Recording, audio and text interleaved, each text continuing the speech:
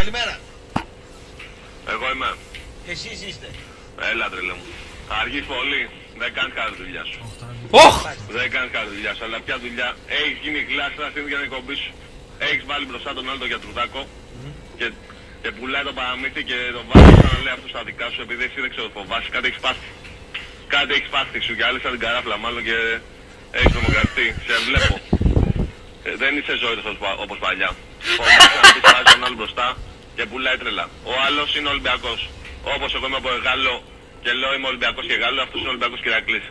Τόση ώρα δεν έχω ακούσει ούτε τους καλά μιλάει για Ολυμπιακό. Εντάξει, έχει δίκιο εν μέρη, αλλά και πάλι. Δεν μου μοιάζει Ηρακλήδης, αλλά εντάξει, το λογικό να πει. Τι δεν σου μοιάζω? Για Ηρακληδέας, πως το πολύ λέγεται αυτό. Ηρακληδέας, πες το καλά. Εντάξει. Εγώ είμαι πιο πετσί Ηρακληδέας από όλους αυτούς που το παίζουνε, ο Παδάκης κτλ. Αυτό σου απαντάει.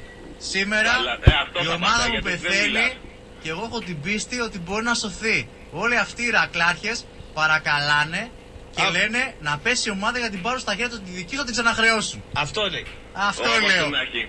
Ποδόσφαιρο 2017, η έλλειψη αυτοκριτικής. 2K17 λούλε ο μαλάκας. Είναι γιατί παίρνει άλλο τηλέφωνο και ρωτάει τον Ραπτόπουλο πώς γίνεται μια ομάδα από τη Θεσσαλονίκη να πάρει πρωτάθλημα και καθόταν και απαντούσε σοβαρά. Είναι δυνατόν αντί να πει εδώ δεν έχουμε μετρό, θέλεις πρωτάθλημα. Μετρό δεν να πάρει πρωτάθλημα. Τι τρέλα που λέει, γιατί του μιλάει σοβαρά.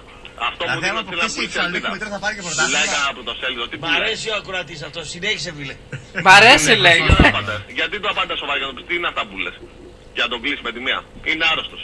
Φίλε, μ' αρέσει πάρα πολύ, συνέχισε του. Ωραία. Έχεις δίπλα σου, αυτός που είναι δίπλα σου είναι ο Φάνης Γκέκας του LOL. Είναι ο Άγγελος Καστές του LOL. Ταγάρι είναι. Είναι στην Bundesliga πρώτο σκόρερ και έρχεται ελληνικό πρωτάθλημα, δεν μπορεί να κάνει μια τρίπλα από το ένα από το άλλο. Δεν μπορεί. Απλά ήταν τυχερός έτσι. Έπρεπε να δείξει κάτι παραπάνω εσύ μάλλον. Έπρεπε. Γιατί Κρίνκε. αυτό παλικάρι το Είναι δηλαδή σοφ. είναι γερμανική σχολή. Δηλαδή είναι ρομπότ. Θα σου κάνει τη δουλειά, αλλά δεν θα κάνει το. Συνέστημα 0, πάθος 0. Έτσι. Είναι μηχανή είναι. Εμένα δεν μου άρεσαν αυτά. Και τι σου αρέσει δηλαδή? Κάτσε να δούμε. Εξήγησε μας τι σου αρέσει όμως, δηλαδή στο παιχνίδι για παράδειγμα. Τι μου άρεσε. Δείξε μας λίγο τη γνώση σου πάνω στο παιχνίδι. Όχ, όχ. Τα έχουμε πει, δεν τα έχεις πει εδώ. Αλλά από τη στιγμή που βγαίνεις εδώ πέρα πρέπει να τα πεις εδώ. Για τις ώρες που λένε για τον Άντε και τον Ηρακλή, για αυτές τις ομάδες. Υπάρχουν ακόμα όντως ασχολούνται με το ελληνικό πρωτάθλημα οπαδοί. Δηλαδή ειλικρινά μεταξύ μας ας πούμε, υπάρχει ακόμα κόσμος που ασχολείται. Υπάρχει, πώς δεν Προφανώς υπάρχει. υπάρχει, φίλε, Ελλάδα είναι. Κοίταξε να σου πω κάτι. Από Το Δεν γεράκι. έχουν πάρει χαμπάρι, εγώ πιστεύω σιγά σιγά βρωμάει και... Ξέρεις πόσο τζίρο παίζει στο στοίχημα το ελληνικό αυτό. ποδόσφαιρο? Σε Αυτό παγκόσμια κλίμακα. Είναι καταστημένα όλα, δηλαδή δεν γίνεται...